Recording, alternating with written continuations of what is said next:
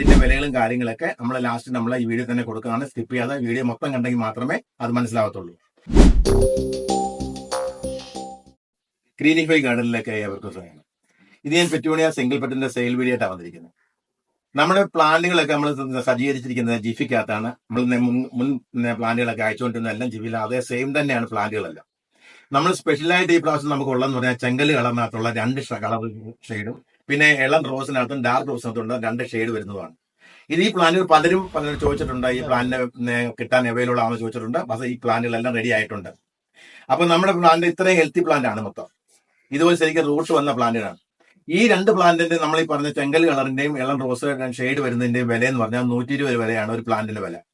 പിന്നെ അതിനകത്ത് ഒരു ഡാർക്ക് മെറൂണിന്റെ പ്ലാന്റ് വരുന്നുണ്ട്. ആ പ്ലാന്റ് ആണെങ്കിൽ വലിയ പൂ ഉണ്ടാവുന്നതാണ്, പൂ ലാസ്റ്റ് ചെയ്യുന്നതാണ്. ആ പ്ലാന്റിന് 100 രൂപ വില വരുന്നതാണ്.